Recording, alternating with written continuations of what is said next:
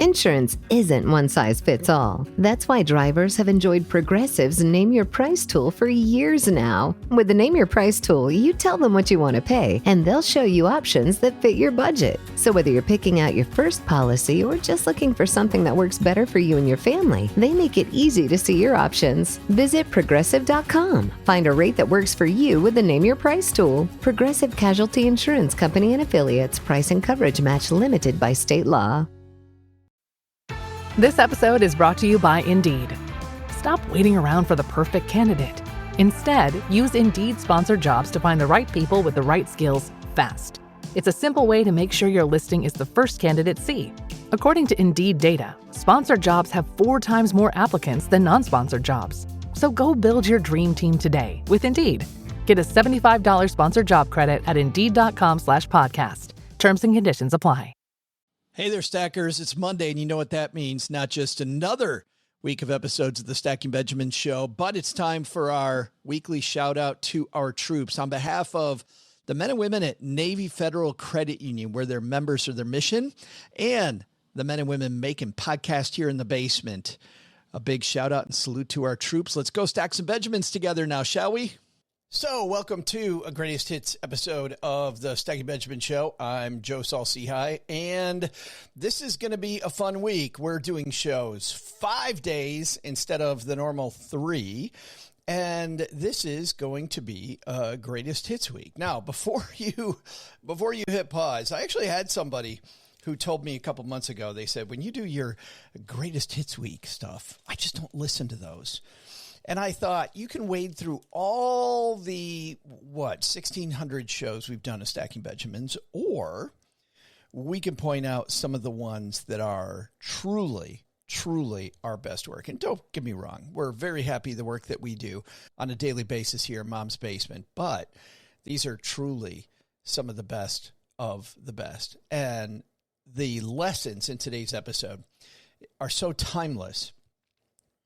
I'm going to get to exactly what the agenda is there, but before that, I do have some announcements for this week, which is, number one, this Thursday, I will be in Las Vegas at Las Vegas Brewing at 6:30 p.m. I hope you come out and join other stackers. We have a great agenda. It should be a great time, Las Vegas, stackingbenjamins.com/meetup. And I have had a lot of people ask me, Joe, when are you going to teach us about the efficient frontier? You promised that. Yes, I did. And yes, I am going to teach it. That will be November 21st, 8 p.m. Eastern, 5 p.m. Pacific. Do the math, Mountain and Central. But, you know, it is fantastic learning about the efficient frontier. There is a free tool online. I'm going to show you how to build it. I'm going to first build the case why you want to do that versus a simple total stock market solution. Don't get me wrong. Again, I love the total stock market if you're just beginning. But if you have investment assets of $100,000 or more, and you're sitting in a total stock market index, or you're sitting in a target date fund, yuck. I'm going to show you a better way. stackingbenjamins.com/frontier. That will be on YouTube. And let us know you're coming, and we will also then send you a reminder. Third, this is a big one. December 12th, I will be with my friends Doc G and Paula Pant. If you're new to the Stacking Benjamins universe, Doc G we collaborate with, and it's our brother show, his podcast, Earn and Invest, and Paula's show, Afford Anything. Of course, you'll hear her most Fridays here, and you'll hear me every other week on the Afford Anything podcast. We are doing a New York City, Manhattan meetup. Come and join other stackers. We also have a great presentation we're doing there. We've been already discussing what the agenda is going to be. Manhattan, that will be fantastic. And last, by the way, that's going to be stackingbenjamins.com/NYC to sign up for that one to get details. stackingbenjamins.com/NYC. And then the last thing I'll mention today is that Seattle, I'm coming back. I will be there in February, the first weekend of February. I will be at Retire Meet, and I think we also may do a meetup for the community. So that first weekend, kind of highlight it, Keep your ears open. Coming back to Seattle. I'll also be at the Economy Conference. If you want me to come speak to your group, by the way, go to joesalsihigh.com and hit the button to request that I'm coming to your group. I'm doing a bunch of speaking engagements as well and booking well into 2025.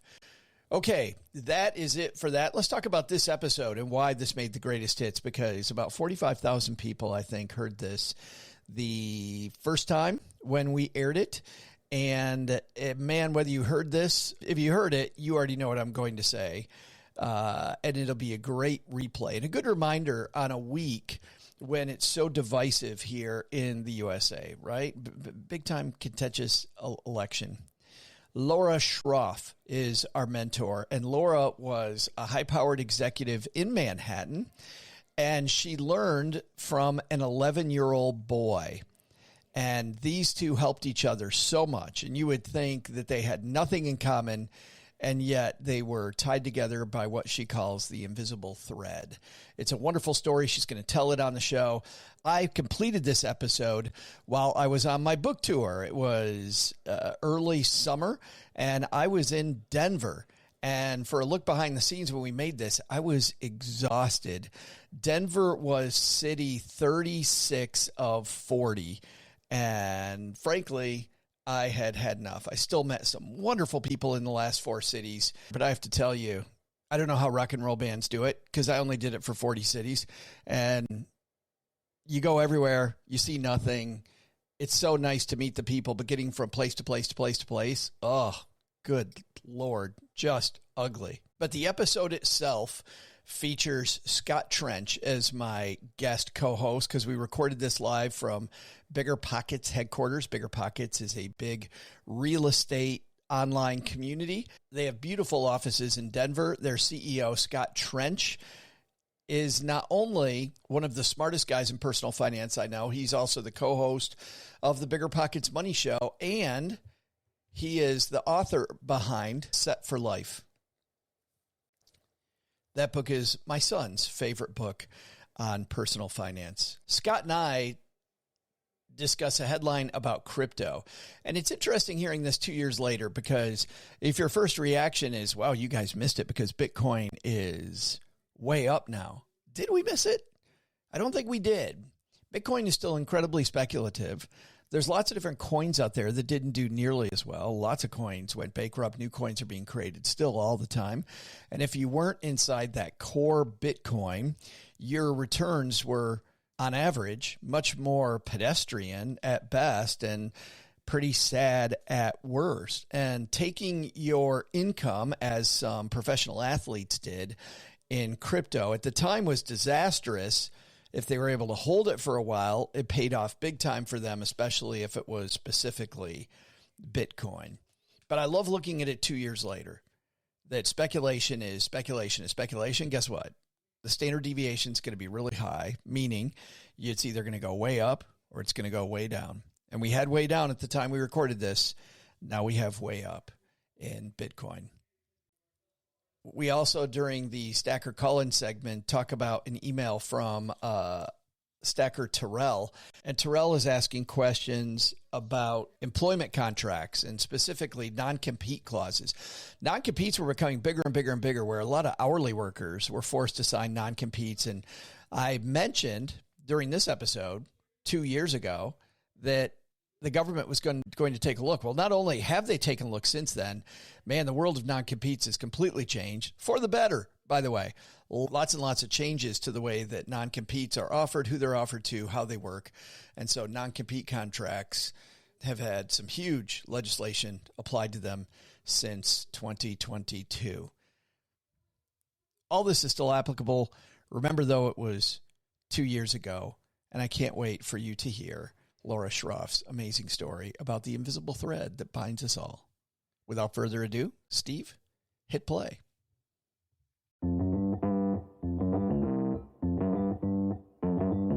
Live from Joe's mom's basement, it's the Stacking Benjamin Show.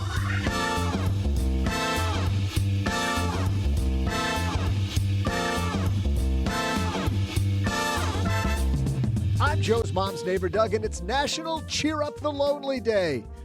Anyone checked on OG? We welcome the perfect guest for today, someone who's turned attention on others in need into an international phenomenon. The author of An Invisible Thread, Laura Schroff. For our TikTok Minute, we have the best advice to completely ignore. In our headlines, we'll dive into some people who are fairly unhappy they bought crypto. Plus, we'll throw out the Haven Lifeline to Terrell, who has some thoughts on non-competes. And then I'll share my cheery trivia. And now, two guys who stay by your side as you stack your Benjamins, Joe and Scott Trench. You're right, that doesn't roll off the tongue, but he's here because we're in Denver today at BiggerPockets headquarters. Welcome to the Stacking Benjamin Show. I'm Joe Salsi, High Average Joe Money on Twitter. And across, not a card table, it's a conference room table.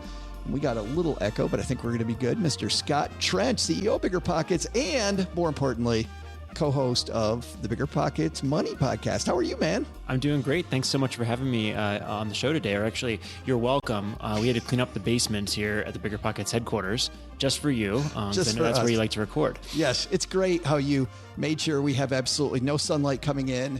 Everything is nice and shag carpeting too, just for us, I think. You guys rolled that in. That's right. So we got about an inch of dust as well, just for you, right? Perfect. Just like the last time you were in our basement. So Scott Trench not rolling off Doug's tongue, but you said that you don't have the worst of it. Your brother. No, my parents gave me 3 T's in a row, Scott Trench, and then they named my brother Rusty Trench. Rusty Trench sounds like the beginning of a joke. Yeah, his real name is Russell, so let's give him some credit. But Rusty Trench had a little trouble freshman year of high school with when folks found out that name.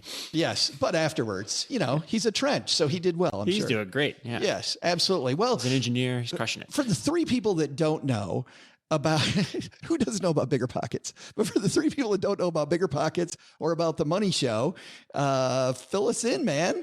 Yeah, BiggerPockets is a platform for real estate investors. So if you're looking to get started buying houses, flipping houses, buying rental properties, short-term rentals, we've got podcasts, books, videos, blogs, forums, whatever you want to learn, whatever you need to learn about those subjects and get a bunch of diverse opinions on that. And then one of my personal passions is personal finance. So I host the BiggerPockets Money Show podcast along with Mindy Jensen, where we talk about people's money journeys with money and talk about their current situations and give them advice on how to proceed. And it's fantastic because I like the fact that the Money Show, for people that want to get into real estate, you really want to have this sound financial foundation first before you go buy in a liquid property. That's right. I mean, there's a lot of talk about how you can buy rental property with no and low money down.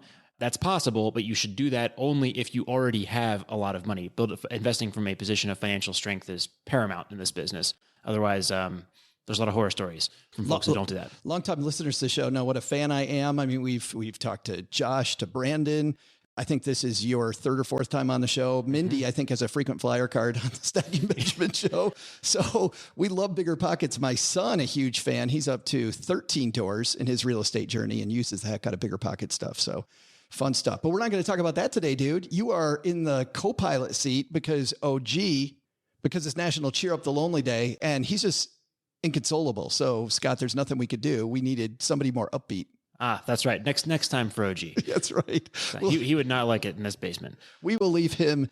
We leave him at home today. But Laura Schroff on the show today. She has this amazing story, Scott. It's this book called Invisible Thread. It was a big time bestseller 10 years ago.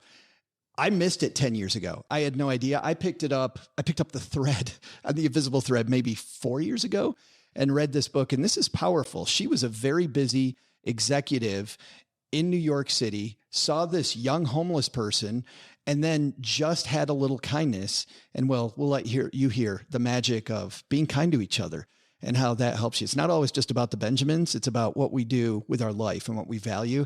And Laura's going to bring that today. Before that, though, you and I got a headline about crypto, which I'm sure perked everybody's ears up. Mm-hmm. How you doing, crypto people? I'm not seeing so many crypto coaches in my feed lately. Yeah, the Bitcoin spammers are really cooled off a little bit. It's so strange.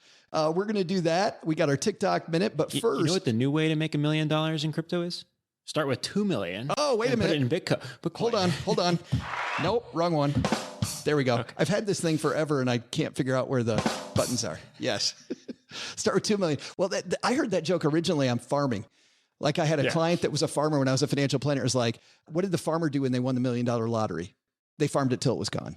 Which I know some farmers doing pretty well. We've used that in the real estate world too. Yes, that's right. That's right.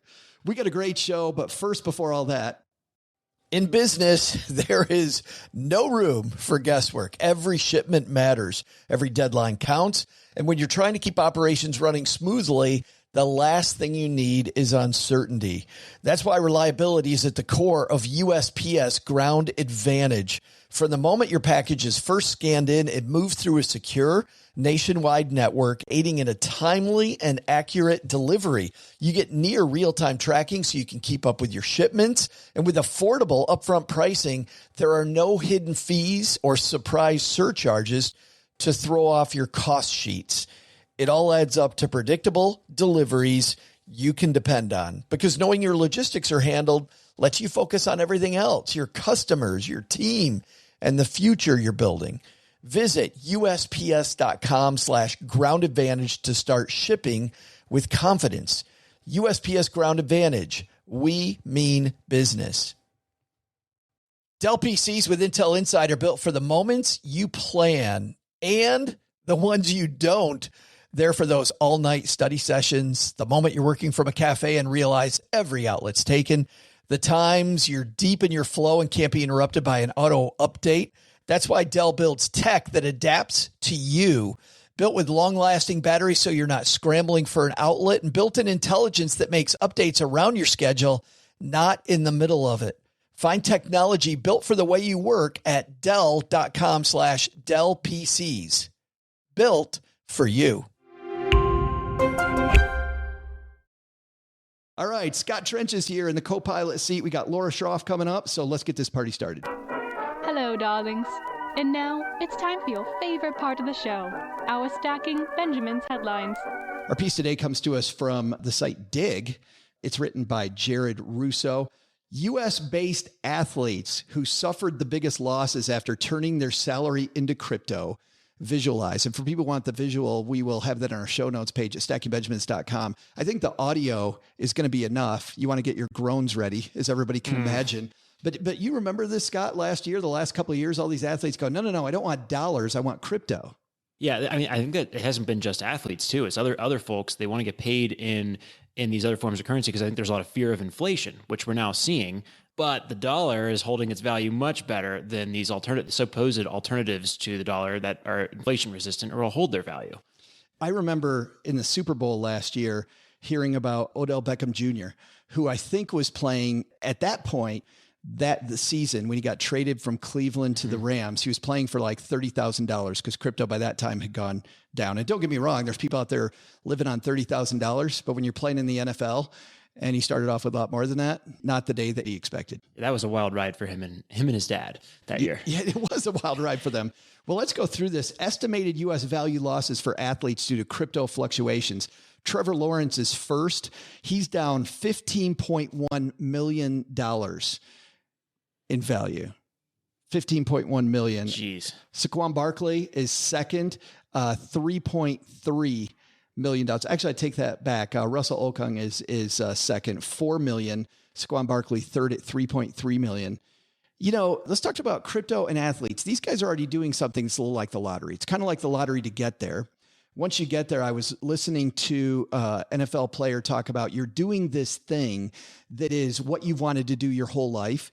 He goes, and what people don't see is there's so many politics, right? And if you get hurt a little bit, you got to shut your mouth because they're NFL players, their salaries aren't guaranteed. So if they don't go out on the field, then they might never play another snap if the dude that was one shot ends up being good enough to keep that shot. So these people are doing something that's like the lottery. What do you think about this idea of taking your salary and turning it into something that feels also like the lottery? I don't like it at all. I mean, you want to spend money in this country or pay taxes, you have to do it in dollars. So if you get paid in Bitcoin, you still have to, that is the equivalent amount of Bitcoin at the time that you were awarded it in income. you have to pay taxes on that in dollars. You have to sell that and convert it over. Trevor Lawrence paying $15.1 million in taxes that he didn't earn because Bitcoin fluctuated. I believe that will be his reality to a large extent. I believe that he will be taxed on the value of the Bitcoin at the time that it was granted as part of his paycheck. And then he will now have to figure out how to come up with that liquidity. I hope that he sold the taxable portion and put it into a savings account in order to deal with that. You see these people that have these windfalls, Scott. When you make this unexpected money, right? You get these big contracts to take that money and use it to start building your foundation. Yeah, I think that the thought process for a lot of these folks is that the foundation would be these cryptocurrencies, and that's a better foundation than the dollar. And so we have to pop out 2 more levels to kind of think through that problem of like, is Bitcoin, is gold, or these other currency alternatives better than the dollar as a store of value? And I think that we're going to learn that that may not be the case. The Federal Reserve and fiat currency is not this boogeyman that a lot of the Bitcoin people and traditionalist or gold standard folks like to think it is. The Federal Reserve has a charter to keep prices stable over long periods of time and does a good job at that and will beat inflation. Man. There's a lot of people out there that are going to send hate mail going, I don't know that they're doing a good job based on the last couple of quarters of having to raise interest rates very quickly. Sorry, it definitely deserves some follow-up there. If you think about what Paul Volcker did in the 70s and 80s, right, to beat inflation. And then if you go back even further to the gold standard, I mean, the US government has, even when we're attached to the gold standard, said, okay, $1 is now worth less gold. So it doesn't, the gold standard and these ties to Bitcoin or all these other different types of currencies are not necessarily stable hedges because the government can just say what the dollar is worth relative to these other currencies in these periods. So really the problem is not what currency you're invested in. It's, do we have a good central bank? And right now with 9% inflation, people are mad, but over the last 50, 60 years, we've had our ups and downs, but we're doing it about as well as anybody has done it with our central banking system in this country. So I don't want to cheerlead the Fed too much because they got their problems, but I do not think it's wise to put your store of value into something other than dollars or long-term assets that are stable, that will hold their intrinsic value. I think it was like real estate. I think it was Winston Churchill who said something like, capitalism is horrible until you look at all the alternatives and then it's the best. Yeah. And fiat currency has its drawbacks, but it also, if the central bank does their job correctly, then it should hold its value and be a stable store of value relative to the basket of goods and services that $1 or €1 Have you invested in cryptos at all? I briefly owned some crypto after reading a book called The Bitcoin Standard, which I think is a fantastic book. For about a year or so, made a little bit of money and have moved completely out of that. I went the opposite as I saw cryptos falling earlier this year. I invested really for the first time in any meaningful way. And obviously that has gone great so far.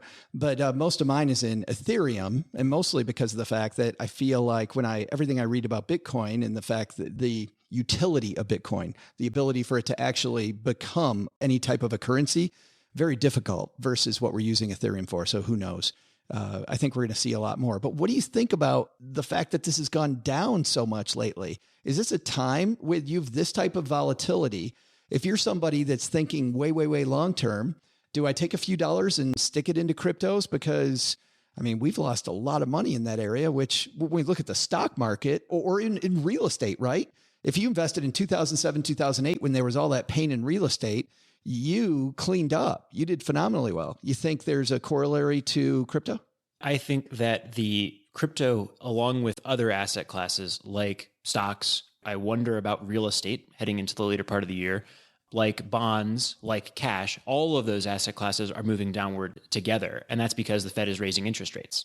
And so when there's no more easy money, that says that the dollar is going to begin hardening as a currency, and you're going to see these asset classes fall to a certain degree. And the question is how the Fed wants inflation to be 2%. They say their dual enemies are inflation and unemployment.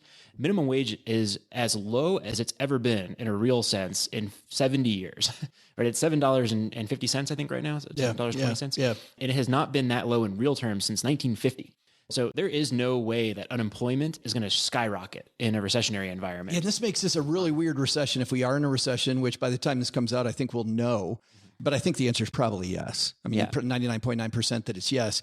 But what's interesting is most recessions come with high unemployment. And right now we've got this employment boom going on. Yeah, and I think that that's because you have inflation and you have no rise in that. And you're not going to see a rise in that minimum wage. I mean, you can go to McDonald's and make $18 an hour right now. So where are the layoffs going to come from? There will be work at this point, I think, for folks who want it. So anyways, that leaves the Fed wide open. They only have one enemy to fight right now, and that's going to be inflation. And they're going to go after that, in my opinion, until they beat it. But they're not going to save. Yeah. They're not going to save any politicians currently. I don't want to get into politics, but I don't think if you're Jerome Powell, you're like saying I'm going to save the Biden administration right now from this. I think you're saying I'm going to beat inflation. Yeah. And save that dollar. And I think that is what is spooking so many investors in all these different asset classes. I think that the end of easy money is what's impacting the ability to buy cryptocurrency. So back to my question then. As it falls, I'm excited about investing in the stock market right now. I think if you're a long-term investor and you are employed and you have some cash flow, it's a great time to get into the stock market. Do you think there's a corollary to crypto, or is it because of the fact that I don't know fundamentally where this sits, right? I mean, there's no way to do fundamental analysis on crypto. You just can't. You can do technical analysis, but fundamentally, what the hell is it? I had no idea. Yeah, I'll use gold as an analogy, and then I'll answer your question directly. Warren Buffett has a good analogy on gold, right? He says you take all the gold in the world, you make it into a cube. It's about 64 feet on a side, or maybe yards or whatever it is, and it can fit inside of a basketball rink, and that's it. It will sit there and look pretty. And at the time, he said it was worth about $7 trillion, that cube of gold. And for that, you could buy all the farmland in the United States plus 7 ExxonMobils and have $1 trillion left over to boot. Which one would you rather own for 30 years, right? And that answer should be obvious when you frame it like that. And I think that cryptocurrency is the exact same concept, right? Especially Bitcoin, which is designed to have a limited supply, just like that cube of gold, a digital cube of gold, if you will. Do you want to own currency? You're not going to sit on a pile of dollars. You shouldn't sit on a pile of gold, and you shouldn't sit on a pile of Bitcoins, a virtual pile of Bitcoins, if you will. And if you want to build long-term wealth, you should be buying assets that can produce cash flow and can appreciate in real terms over a long period of time. So that means real estate, businesses, maybe loans or lending, if you can outpace the rate of inflation with those like hard assets that can actually build wealth in perpetuity. Two asset classes that have done that historically, obviously the stock market and the real estate market.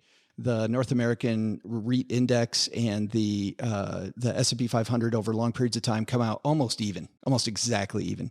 So to some degree, it's pick which downside you like better and which upside you want more of. But that said, I get excited about the stock market, the real estate market. Paula Pant says that she doesn't think that we're going to see prices in real estate fall. She thinks there's a logic jump there.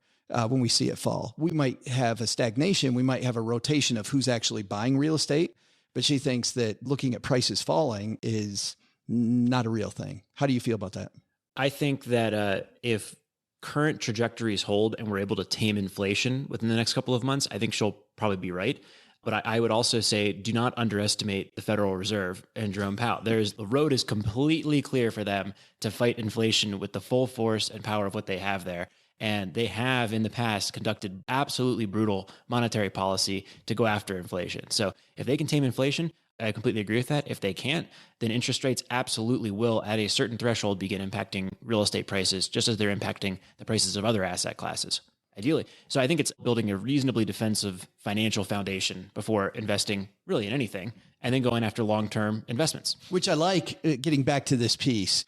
When you get your paycheck, I don't like the idea then of putting it into crypto for all the reasons that you said. I love this idea of using it to build the foundation. Like, look at your goals and figure out what you want. And I don't know, maybe take a few dollars like the casino and put it in crypto because it's so low. I think you think of crypto as an alternative form of currency. Yeah. So if you don't trust the dollar, you put, let's say you want to have a $30,000 emergency reserve, 10 in cash, 10 in gold, 10 in Bitcoin. That might be a viable way to think about it. But I don't think you're going to build long-term wealth in a currency relative over a long period of time to stocks, bonds, real estate.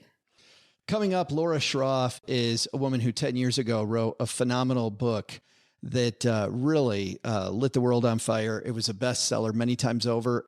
She's coming out of the basement in just a moment to talk about this incredible journey that she took with a homeless gentleman, and both really helped each other and taught each other a lot. It's called The Invisible Thread. But before that, Doug, I think you've got some trivia for us, don't you? Hey there, Stackers. I'm Joe's mom's neighbor, Doug. I was just upstairs talking to Laura Schroff about this National Cheer Up the Lonely Day. until she told me my clown mask was freaking her out and I needed to step away before she maced me. Turns out, Laura says there's lots of other ways to cheer people up. Flowers, a hug, TikTok videos that make them look like they're just eyes and a mouth on a toaster. Hey, speaking of TikTok, my question is, what's the total estimated value of the platform? Is it $5 billion, $15 billion, or $50 billion? I'll be right back with the answer after I go do my sea shanty. What do you mean? That trend is over?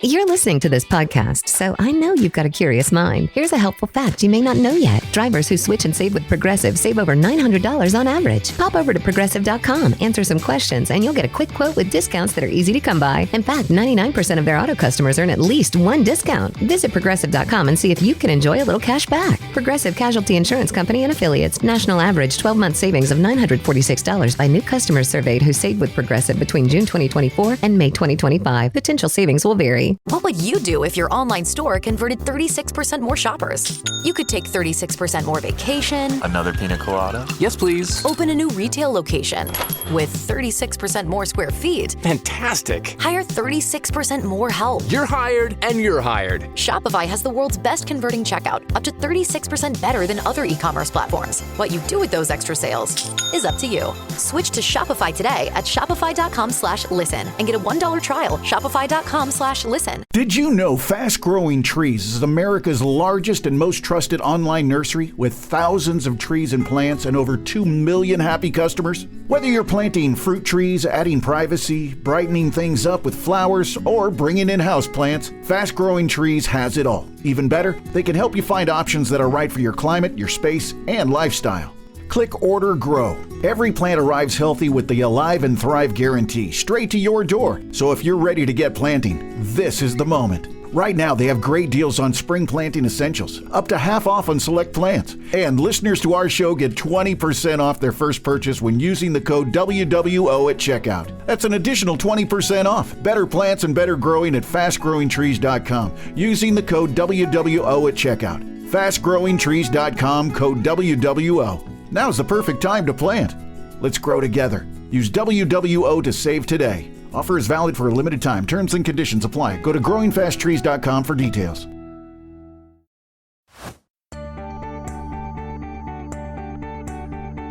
Hey there, stackers. I'm TikTok chinfluencer and sad clown superstar, Joe's mom's neighbor Doug. According to the Omnicore agency, TikTok was founded in just 2016 and now has 1.2 billion active users monthly. Consumers spend $824.4 million in just Q4 of 2021. So, how much is TikTok worth? $50 billion. And now, with an amazing story of a priceless friendship between two people you wouldn't expect, Laura Schroff. And on my dad's shortwave radio, it's my new friend, Laura Schroff. How are you? I'm great this morning. Thank you. How are you? Well, I'm very good because I'm talking to you. So I'm super excited about this. I wanted to ask you just right off the bat, 10 years, Laura, 10 years ago, almost 11 really now, this book came out. Why do you think it's resonated with people so much that now we're celebrating the 10-year anniversary with a new edition? I think that it's really resonating because it really is about how one person can make a difference in the life of another person. People really can relate to the concept of kindness, and that is what the book is really all about. It's about how I reached out to this young child when he asked for spare change. And originally, as you know, I walked away, but then what I realized, he said he was hungry. And I went back and took him to McDonald's. And from that point on, we became friends and we got together every Monday for the next 4 years and hundreds of times thereafter. I think that most people are really kind and they can relate to this story. And I think that the book has like a timeless message, but I think now more than ever, because there's so much going on, that people want to read about good feel stories. Man, I feel the same because I feel like on social media and when I get the news, it's always so-and-so slam so-and-so, so-and-so Yeah. told so-and-so what, and it's just us being mean to each other, Laura. And this is two people. And I do want to get into the story just a little bit of how you met because I have so many questions, but I feel like we spend so much time thinking about how we're going to be mean to each other that these two unlikely compatriots, right? These two people that you would never think of so much in common, you and Maurice, ends up showing us that maybe we should spend a little less time being mean. Well, I think that also, too, we need to spend more time opening up our eyes and our hearts to our surroundings. I talk about this a lot at school, that I think that if I had a cell phone back then, most likely I would have been connected to my phone. But because I did not, as he asked for spare change because he said he was hungry, I originally said no. But that as I got to Broadway, what resonated with me, this was the first time I'd ever seen a child, he was 11, on his own asking for spare change. And then I went back and I said, I don't want to give you any money, but if you're hungry, I'll take you to McDonald's. And as we were having lunch, I realized this was a really sweet kid who just seemed to have a really hard life. That's really how it all began. I want to dive into that first story in just a moment, but I first want to give people a feeling for who you were, because you had done this amazing job of rising through the ranks, really designing a career, I think, Laura, more than most people do, because you decided that you wanted to work for an airline. And so you did go work for an airline for a little. Tell me about your career and kind of moving up the ladder. You did not go to college. No, I did not go to college. In fact, I talk about this a lot at schools because I want kids to think about, you don't have to be a straight A student to have a successful life. I think that one of the reasons why I did not do well in school, and for those people who have read my book or will read my book, I was a terrible student. And one of the reasons why was because I used to be afraid to fall asleep at night for fear of what would happen at night. But both my parents gave me this incredible work ethic. So when all my friends were going off to college, the thought of doing 4 more years of school was just like something I was not interested in. But I wanted to work for an airline. And so I got a job at Continental American Life Insurance. I gave myself a goal that I'd work there for 6 months, and then I was going to get a job with an airline. And 6 months later, I landed a job with Icelandic Airlines. And I worked there for about 5 years as, back in those days, a secretary. And then I decided that I really wanted to have a career. But when I looked at myself, I thought there's really very little that you're good at. But the one thing that I could do was I could connect with people. So I thought I really wanted to go into sales. And really back then, I would have sold anything.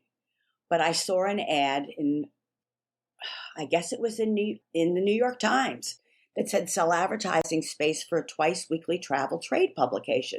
And actually, even before that, because I don't want to step over this for our listeners. Yeah. You tried to do sales at the airline, but you saw the glass ceiling that a lot of women see when it comes to careers. You realized that there was one woman in sales who was kind of the token woman in the sales department, and there was no way you were going to be on that team. Right. And so I ended up getting the job at Travel Agent Magazine, and I couldn't believe it. And I worked there for about 2.5 years. And then one day I met a woman in a reception area at an ad agency, and she worked at Ms. And I couldn't believe she worked at Ms. Magazine. We had this great conversation. We exchanged cards. And that afternoon she called. She said, "You're never going to believe it, but we have an opening. Would you like to come over and interview?" And I got the job at Ms. It was kind of like working at an all-girls school. And I felt so lucky to be surrounded by so many women who were so smart. But I was also very intimidated because they seemed so smart and I felt so stupid. But I got the job. But the one thing that I knew about myself was that I had the ability to work hard. I was driven and I would have done anything I needed to do. And there were Saturdays. If I didn't have anything to do, I'd go to work at like 2:00 in the afternoon and work till 3:00 in the morning and thought that I had like the best day ever. Wow. And then from there, I got a call from People magazine. And I couldn't even believe that they were pursuing me. And 13 interviews later, 3 months later, I got the job. And I felt like I had arrived. I remember getting off the elevator and I saw the People sign. And I thought, wow, I work at People magazine. That was so different because that was like an all-boys school in comparison to Ms., which was kind of like an all-girls school. And throughout my entire interviewing process, they never asked me where I went to college. And it wasn't until after I got the job that one day they asked me, where'd you go to school? And when I told them that I didn't go to college, I was the first person that they had ever hired without a college degree. But I believe that my stars were really aligned. But the one thing that I knew that I needed to do when I worked at People was I had to work harder than everybody else because of the fact that I hadn't gone to school. I had to prove myself. And almost throughout my entire career, I felt like I had to prove myself until I got to a position where I thought, you know what? You're really doing okay. And this is amazing because you and Maurice have this in common, because Maurice has to prove himself over and over and over just to stay alive much of the time. But before we leave your work life to talk about the intersection of you two unlikely friends, I want to ask you about this fantastic interview that you talk about in the book, because I think this is a kind of a separate learning for our younger listeners about just a great interview. You show up for this interview and you're early. And by the way, for people that don't know, Laura was on my dad's shortwave radio 15 minutes early today. And the very first thing I said to you, I'm like, well, you're true to form. You're 15 minutes early. But there's this power because people are late. And it's one thing that you can control is, to some degree, making sure that you're not late, right? Number one. And then number two, this guy, Laura, is not going to give you the job. And I think you said the best, I don't know if you remember the line, but you said the best line ever to him. And I would have hired you on the spot. Can you tell me that story? Sure. That was with David Gollin. It was Travel Agent Magazine. The night before my interview, I cut my finger and I ended up in the emergency room and I had to get 8 stitches. So when I got to the interview, which 8 stitches on a little finger, on my finger, that's a lot of blood. That is a lot of blood. So when I got there, my interview was at 7:30. I got there at 7:15 because I'm just always early. And when he came out, one of the very first things he said to me was, "What happened to your finger?" And I said, I cut it last night. And he said to me, "Well, I hope it wasn't serious." And I said, "No, not really." He said, "Well, did you have to get stitches?" I said, "Yeah, I had to get 8. And he said to me, "By God, I'm impressed. This is a highly competitive business and punctuality is really important.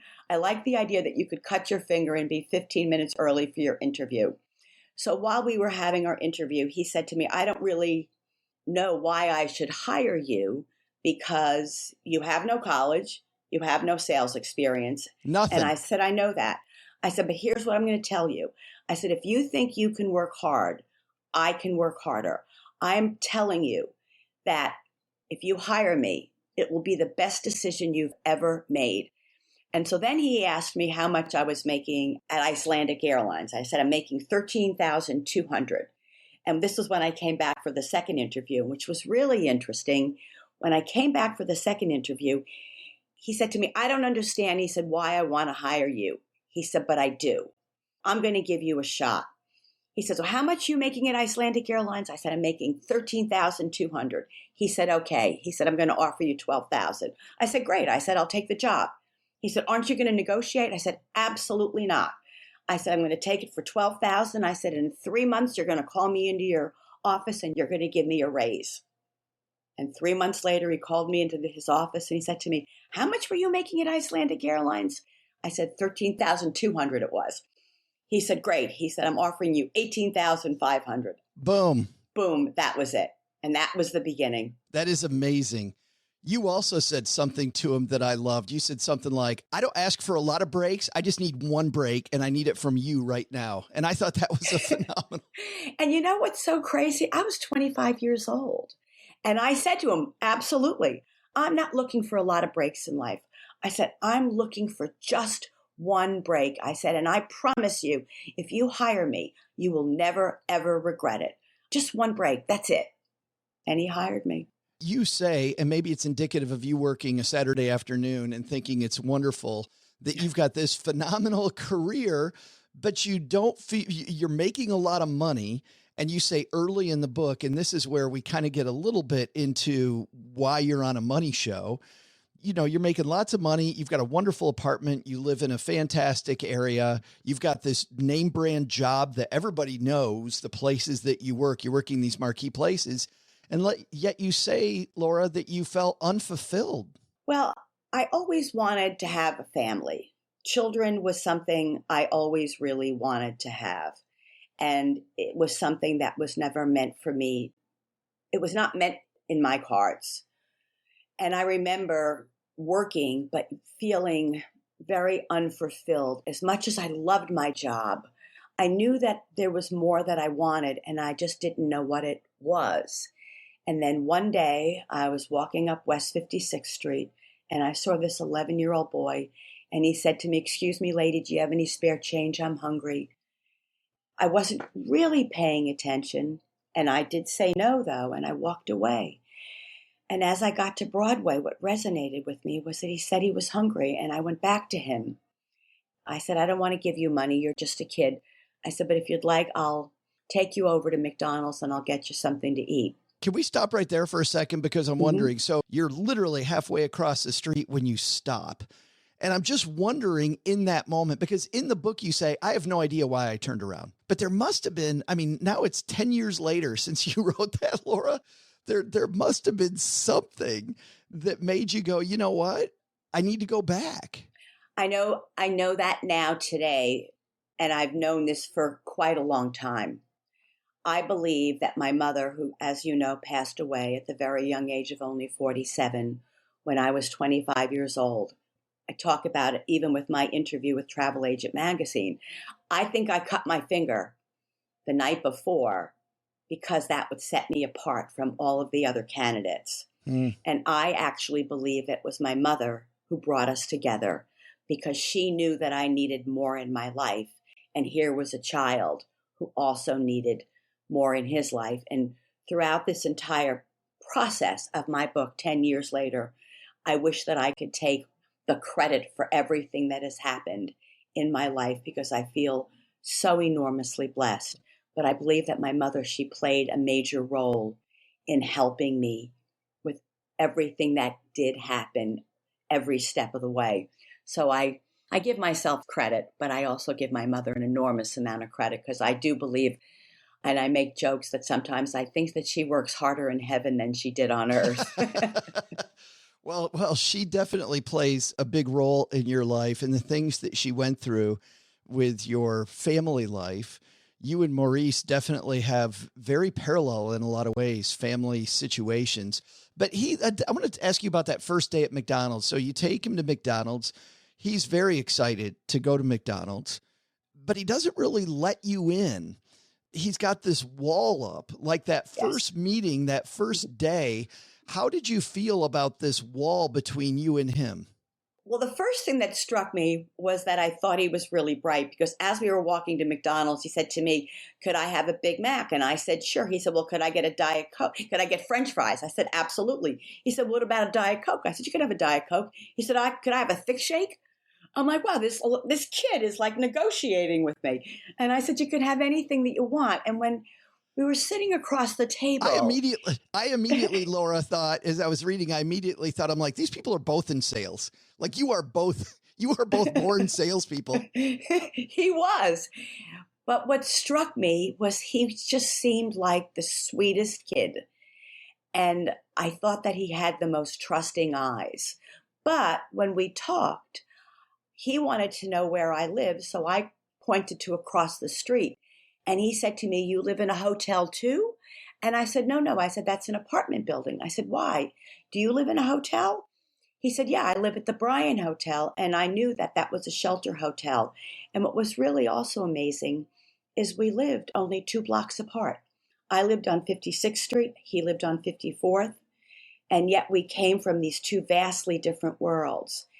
But with our very first meeting, he made me believe that his mother stayed home and she cleaned and she took care of the house and she cooked. And he created this Leave It to Beaver kind of image for me. And it wasn't until our friendship developed that I realized that that was really not the case. But that's how he originally told me about his life. You actually went to meet his mom. You wanted to take him to a baseball game. He was excited. You wanted to make sure mom was on board with this. So you sent him home with like a permission slip that you'd made, and he never returned. In fact, he didn't even show up, which I think, Right. But my interpretation was that it was because he was embarrassed that mom hadn't signed it or done nothing with it. So you decide to go and meet mom. I'm screaming at the book, Laura. I'm like, what are you doing? Like this young woman going to this place.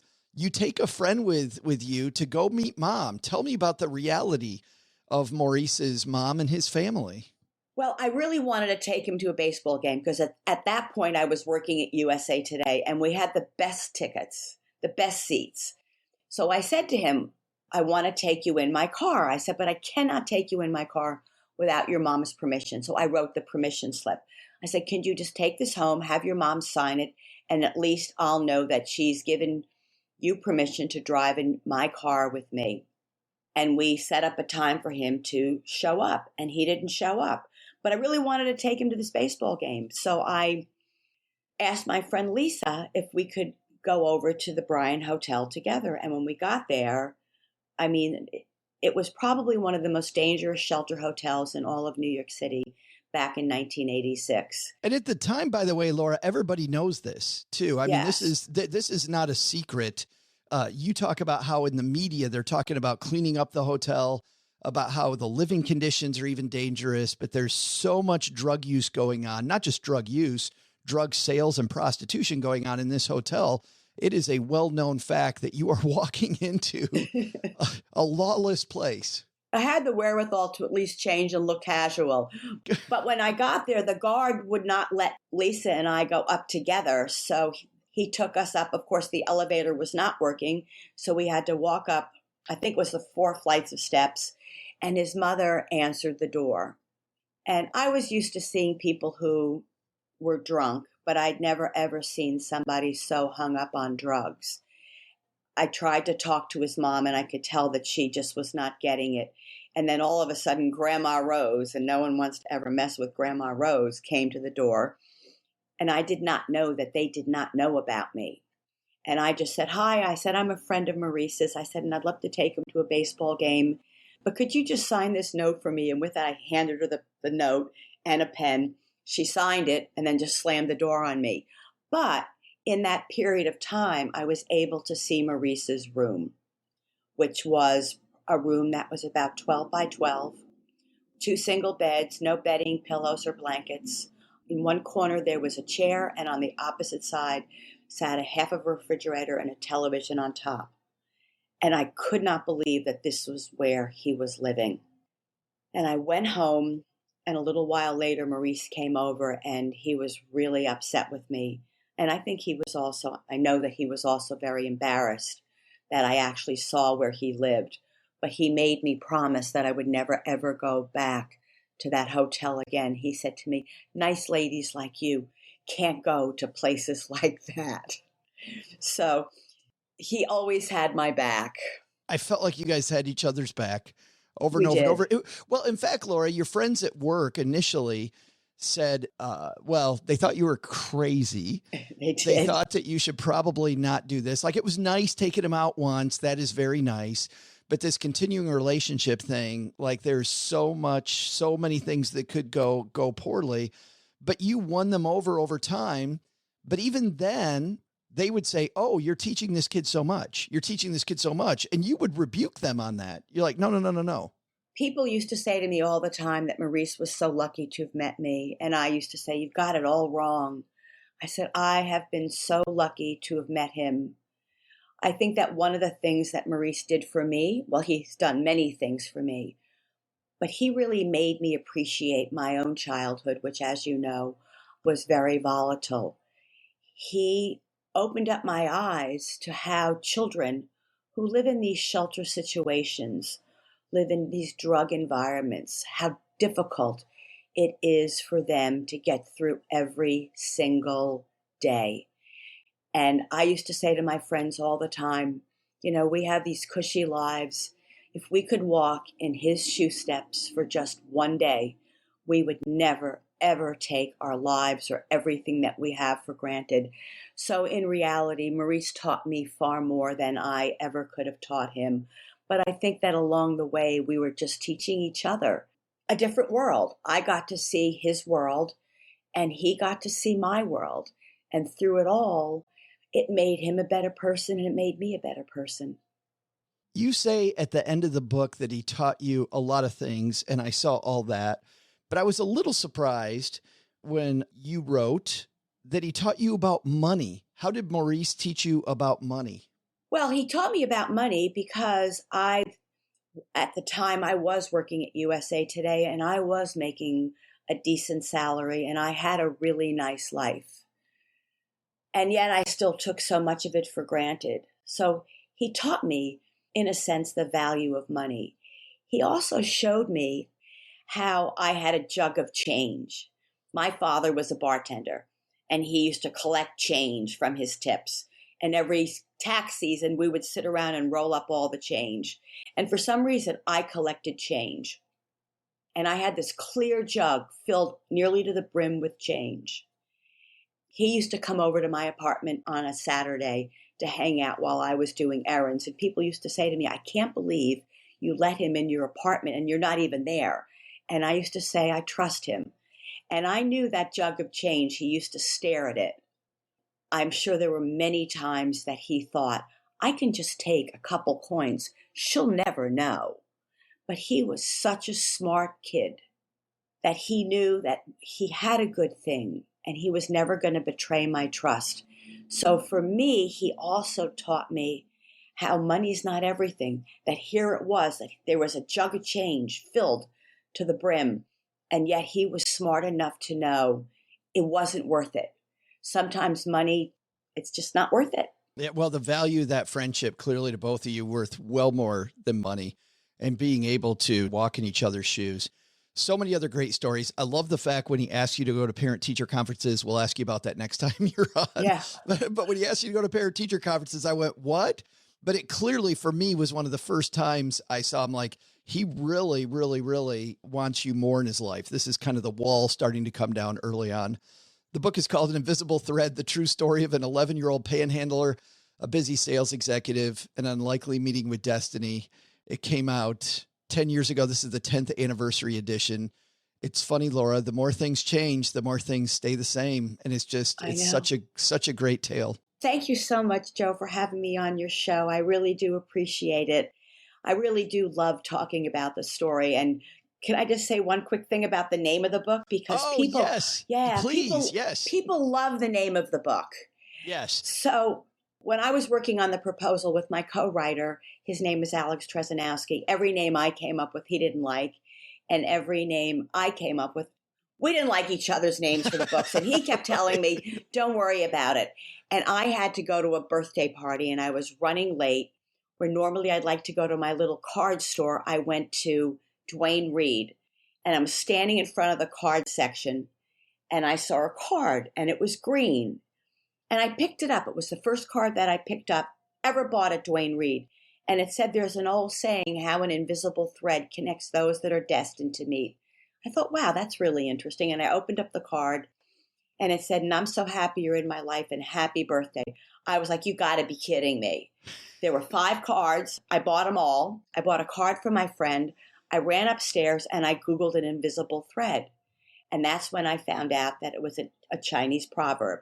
An invisible thread connects those that are destined to meet. Regardless of time, place, and circumstance, the thread can stretch or tangle, but it will never break. I was shaking. I called Alex and I said to him, oh my God. I said, Alex, I've got the name of the book. I said, Google an invisible thread. And he said to me, he said, Laura, you're brilliant. I said, Alex, I'm looking at an American greetings card. But I absolutely believe that was another situation where my mother, she put that card in my hand because people have said to me over and over, I never knew I had an invisible thread connection until I read your book, and it all made so much sense. So for all of your listeners, we all have our own invisible thread connections. The important thing is to recognize those connections because they can make a difference in all of our lives. Hi, I'm Mitchell Walker, and when I'm not teaching people how to find hidden money, I'm out stacking Benjamins. Nice job, Scott, on the trivia question. By the way, big thanks to Laura Schroff for stepping by. What an inspirational story that was. And is there a prize for getting that right? Yes. Big high five. All right. There it is. Good work.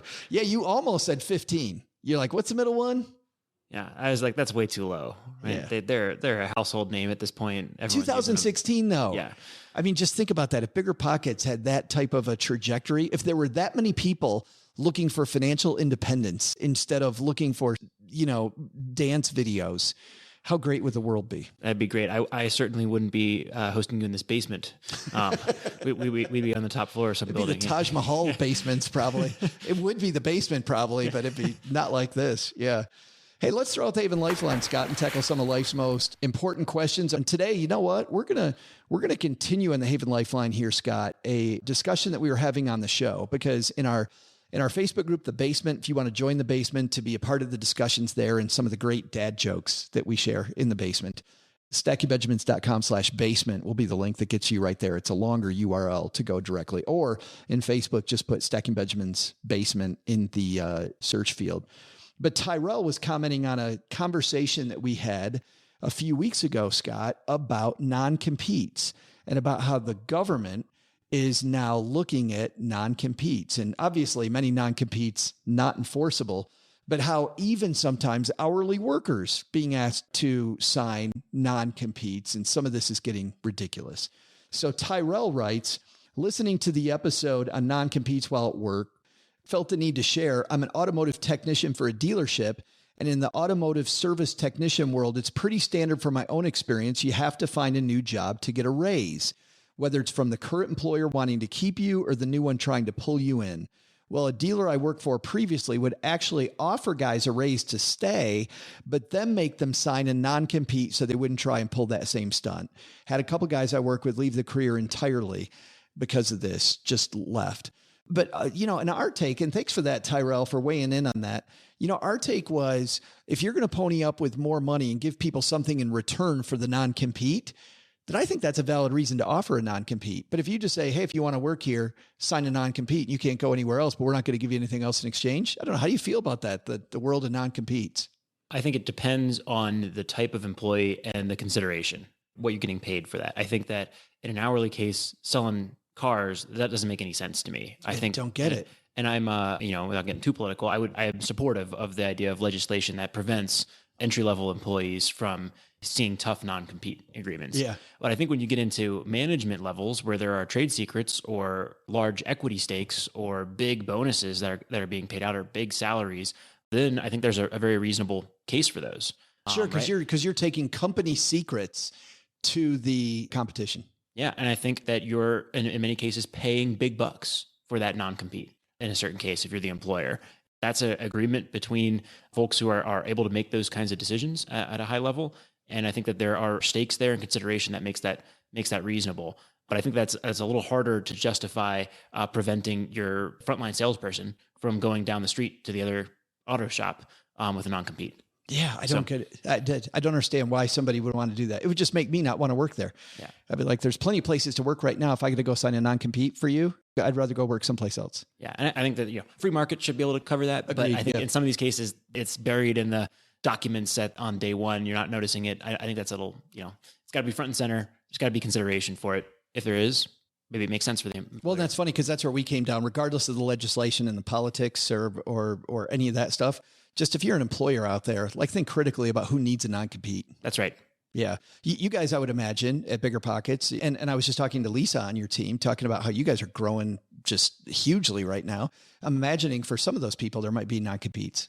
That's fair. I can't talk too much specifically about that, but yes, we use that on occasion with some particular employees. People with proprietary information. By the way, well said. I can't speak. It's almost like you run the place here. Yeah. Thanks for weighing in on that, Tyrell. By the way, we take questions to the show, and during the summers I mentioned earlier, this is a great time to ask questions and go fairly close to the head of the class. So StackingBenjamins.com/voicemail gets you to Dave and Lifeline. And if you call in, you get some of that badass Stacking Benjamins Greatest Money Show on Earth t-shirts made by Brad Lark. Just an amazing t-shirt. And it's cool as I go around the country, been going around the country on my book tour, seeing a lot of people wearing those shirts, which is cool. So StackingBenjamins.com/voicemail. All right. That's going to do it for today. That was easy, man. Yeah. Fun subjects. Nice job. Good work. It's like you've done this before a time or two. Once or twice. So 300 times. I was going to say, speaking of that, what's coming up on BiggerPockets Money? I'll talk about some of the recent things that we've done that have been really fun. We had an individual on the show who did a study on the ROI of college education and took 30,000 majors from around the country and said, here's how much you pay, here's what the earnings are, here's the discount rate of 5% across that, and here's the degrees that pay off, and here's the ones that don't. That was a really fun episode. Because people don't think enough about that. That's right. Period. Yeah. Then he took that ROI and did it again a year later and did that for, and that was the recent one we had was the next evolution of that, which was for all the graduate and postgraduate degrees that you can get. And so it's pretty fascinating to see that so many degrees are really a negative ROI. And we're all about financial independence on the BiggerPockets Money podcast. And so if you're not going to work for 40 years, that compresses the ROI of a degree even further. So really interesting nerding out we did there. That's fabulous. We also had Tom Honig, who was the former chair of the Kansas City Fed and one of the lone dissenters against Ben Bernanke's I think the second round of quantitative easing coming out of 2012 to continue to spur the economy. And so that was a really interesting episode as well to hear about, kind of an inside look on how Federal Reserve, like I've probably mentioned 6 times already on the show here. You can tell I'm pretty fascinated with this, how they influence monetary policy and how those actions were likely to lead to inflation. What can be done next? We do a board game episode every year here on Black Friday, and Jamie Stegmaier, who is a big voice in the industry, was on talking about some of his favorite games about economics.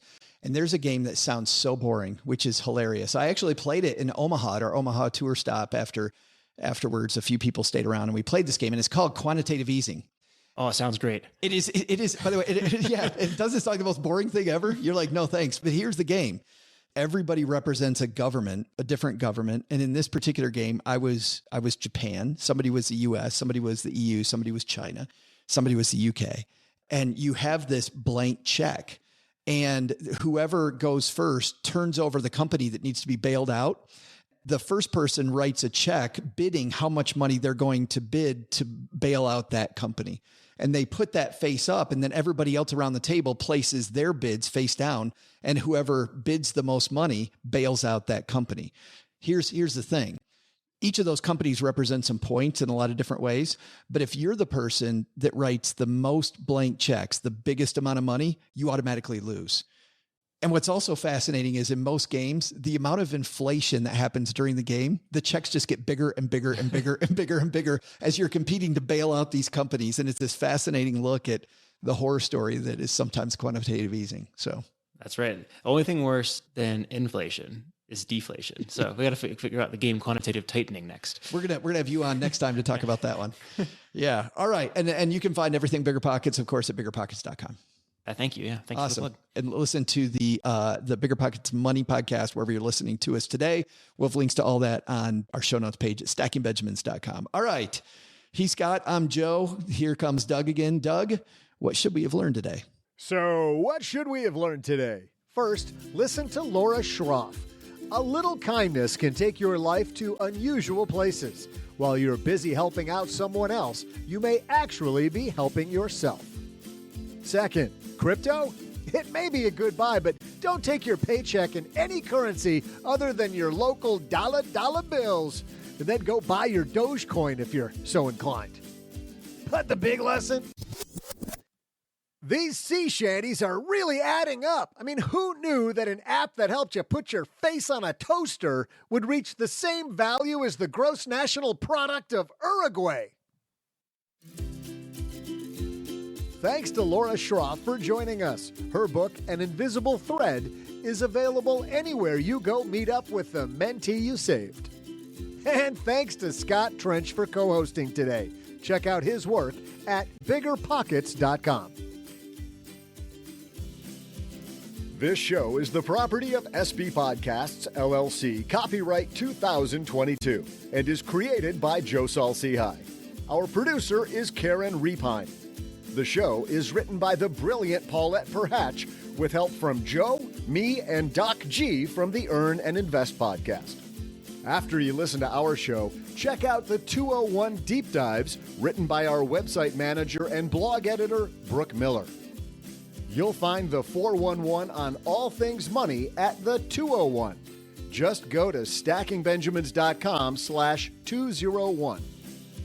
Once we bottle up all this goodness, we ship it to our engineer, the amazing Steve Stewart. Steve helps the rest of our team sound nearly as good as I do right now. Want to chat with friends about the show later? Mom's friend Gertrude is our social media coordinator and the room mother in our Facebook group called The Basement. So, say hello when you see us posting online. Here's a weird fact. Both she and Tina Eichenberg are never in the same room at the same time. To join all the basement fun with other stackers, type stackingbenjamins.com/basement. I'm Joe's mom's neighbor, Doug, and we'll see you next time back here at the Stacking Benjamin Show. Not only should you not take advice from these dorks, don't take advice from people you don't know. This show is for entertainment purposes only. Before making any financial decisions, speak with a real financial advisor.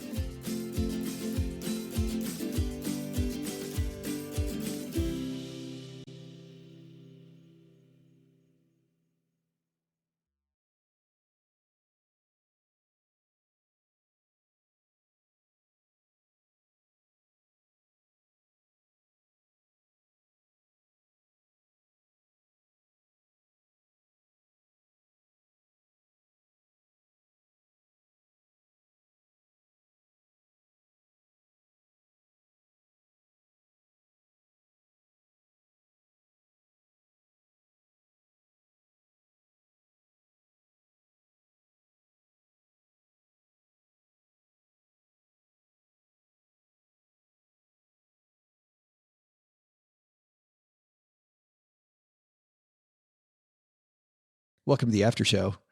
This is the part of the show that doesn't exist. This is something, Scott, that grinded me. I just got back from vacation and staying at some of these hotels in Jordan and in Egypt. We stayed at some fantastic properties, but you know, it's hot as hell there.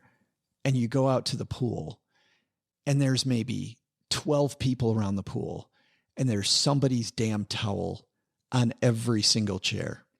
So this piece that is on boardpanda.com, where we find all our hard-hitting news, video showing early morning sunbed blockers having their towels taken away by staff at 5-star resorts. At 5-star resorts, the staff are now going around, and if you don't sit in that chair after a certain amount of time, they take the towel off. I think that's fantastic.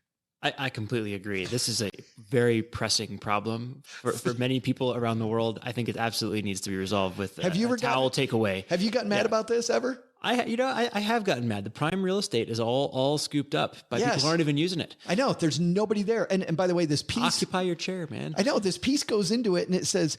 In many cases, like they've had people follow the people, they're not even at the pool. They go off to a restaurant, they go downtown shopping, they leave it there because they learned early on, if I put my chair there first thing in the morning, and the hotel always leaves it there, then when I decide I want to use the pool, I got front row whenever I want it. It's baloney. I think it's baloney, as you say. Yeah. We've talked about a lot of towel takeaway needs to be a thing that is instigated at all of these places. We've talked about a lot of legislation stuff in this show, right? We've talked about the non-compete. We talked about, the role of the Fed a fair amount, right? And about fiat currency. This is the problem. None of that. Like, who cares about the Fed fighting inflation?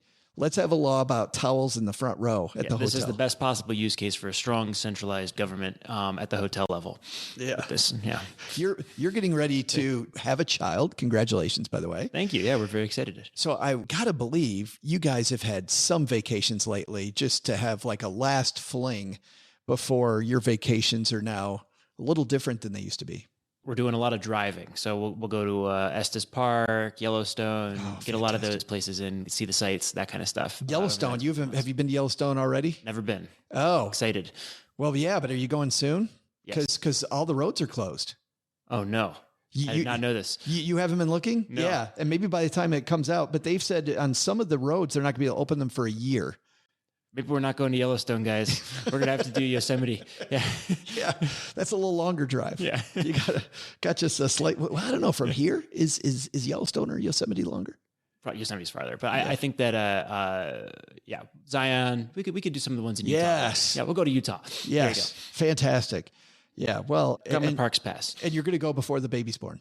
I think so. Yeah. We'll do a good bit of driving before then. Well, and our doctor also said though that walking some of those trails when Cheryl was pregnant was a good thing. So hiking at kind of a slow rate is going to be good.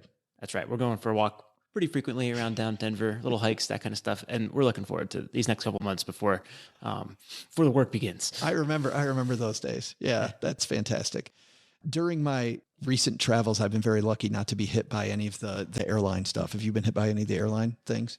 I have not had any cancellations. I just keep getting on Southwest flights. They board the plane and then we sit there for an hour. Or we do take off on time and then our gate's not ready. So we sit there for 30 minutes. So we were talking about this last night. I was talking about this with Mr. Money Mustache because I was complaining of somebody else was talking about Frontier. And I said, I can't ride Frontier. I'm a tall guy and I don't like how close the seats are together. Like I feel like my knees are in the person in front of me. And Pete said, I travel very comfortably. And he's obviously more frugal than I am. But also when we were chatting, another reason I don't like Frontier is because every time I've ridden that airline, we've had the most bizarre breakdowns. We had a time we were delayed for hours because of the plane had a flat tire. Oof. Like we were delayed by an hour on Southwest just 2 days ago because they didn't file the log correctly with the air traffic control or something like that. Really? What I heard. Yeah. So, and you just sat on the plane. And we just sat there on the plane we were delayed, first of all, from 2:50 to 2:54.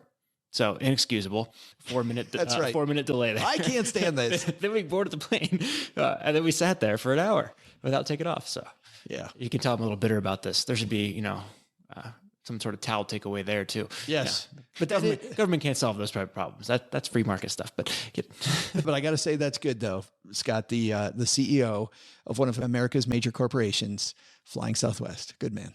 Oh yeah, I'm A-list. Nice job. Fly a lot of Southwest. Have you done the companion pass? I did. I got the companion pass 4 or 5 years ago. I have not gotten it since. I haven't done the travel hacking, but maybe the next year or two. Virginia, my wife, will go and get that, and we'll have the companion pass the other way. Yeah. The credit card hacking. Yeah. Just haven't had time to do the credit card hacking lately? Yeah, time and inclination. I keep getting A-list, and I don't know. So why not? Yeah. Why? Yeah. We don't fly that much. Thanks for hanging out. Not in the last 2 years. Well, I'm happy now that the tour's over. When this comes out, the tour will be over. I'm going to fly a hell of a lot less, which I'm very, very happy about. That'll be nice. Thanks for hanging out, man. Thanks for having me. This was fun. I enjoyed talking about this stuff, and you got me going about the Fed, or I got myself going about it. You can't tell that you like it at all. It seems very weird. Yeah. You're not in the right profession.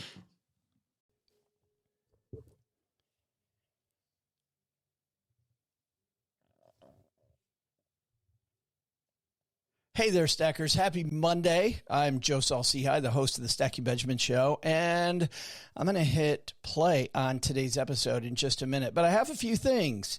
This week, I'm going to be opening up the shows to kind of tell you a little bit about why we chose these for Greatest Hits Week. I was a little disturbed a couple months ago by somebody who said, you know what, these Greatest Hits Weeks, I just skip over. And what's funny is the reason we do it for two reasons. Number one, obviously, podcasting 3 days a week over and over and over, it's tough. But second, there are some shows that are just so good to play them once. Even if you heard these, I think that these are the shows that make Stacking Benjamins special. And I want to talk about why that is throughout the week this week, why actually we choose to run these episodes. And the cool thing about Greatest Hits Week, if you're new here, is that we run shows all 5 days because not that much work to put these together. But we gave the Fintern the week off for that reason, so I can tell you what's going on. So today, number one, So today, our mentor is a woman named Laura Schroff. Laura Schroff wrote this amazing bestseller called An Invisible Thread. And we all have this invisible thread that kind of binds us. And Laura was a high-powered executive. She met this wonderful young man, 11 years old, while she was in New York. We'll let her tell the story. But the story is so poignant. And it's about, especially in a divisive week like this week, how much we really need each other. And it's funny because you could say when you hear the story at first that Laura helped this boy, and that would be true. This boy also really helped Laura. It's a phenomenal story, and I wanted to include it for that reason. But the other pieces of this episode you're about to hear are also important. Scott Trench joins me. This episode is from 2022, late spring 2022, and I was in Denver. And Scott Trench, the CEO of BiggerPockets, a big online real estate community, and the host of the BiggerPockets Money podcast, also the author of a book that I could easily say is my son's favorite book. You're going to hear from my son, Nick, on Thursday this week, by the way.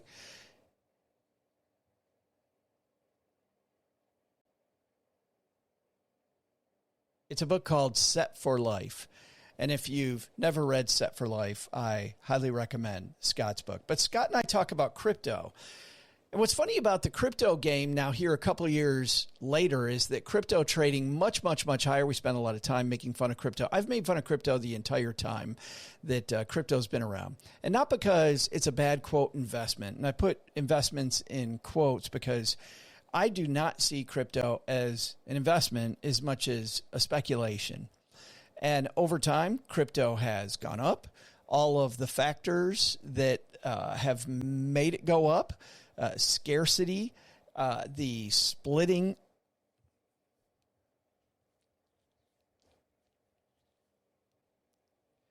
the having of Bitcoin. But there have been lots of cryptos that have come and gone over the last 2 years. Well, heck, over the last 7 or 8 years, haven't there been? That aren't Bitcoin. In fact, I have owned some Ethereum, which hasn't done nearly as well. But it's funny looking at all these quote investment choices at any point in time. And it really, listening to this headline 2 years later, just reminds me of what a snapshot we live in. And we go back to the fundamentals. Certainly, had I known that had I known that not all cryptos, but Bitcoin especially, was going to go through the roof, well, then I think we all should have backed the truck up, right? But we didn't. And now we have people backing the truck up into large company stocks, and that worries me every bit as much as crypto did then. And we're going to talk about some NFL players who translated their salary into crypto after a big long run. It's just a great reminder that buying the thing after it had a great run, not a good strategy. Don't look at what has done well the last year and a half, 2 years when it comes to investing. In fact, that's a recipe historically to nearly always underperform. Also, at the end of the call, in our call-in segment where we take a question from a stacker, we're going to talk about non-competes. And it's funny because I mentioned that the government at that time was starting to look at non-competes. That has been followed through on, and now the world of non-competes is much tighter than it was at that time. So this non-compete trend, the trend of cryptos being unpredictable, and the fact that we're all kind of tied together. A wonderful episode. Roughly 45,000 of you heard this episode when it first came out in 2022. I hope whether you were one of those people for which I think this is a good reminder, and for those of you that didn't hear it, just one of my favorite episodes. I was on my book tour behind the scenes, I was incredibly tired. I'd just spoken in Longmont at Mr. Money Mustache headquarters, and then went over to Denver. The very next day, I was in Salt Lake, and then a couple days later, I was in Phoenix, and then finished off my Stack Book tour in Las Vegas. 40 cities between March and July, with a trip to Jordan and Egypt right in the middle of that. It was a time that I'm still exhausted from that trip. All right, that's why we're playing today's episode. I really hope you enjoy it. We've got a fun week of episodes planned for you, including these opens about the why, the how, including these opens. So without further ado, Steve, hit the play button.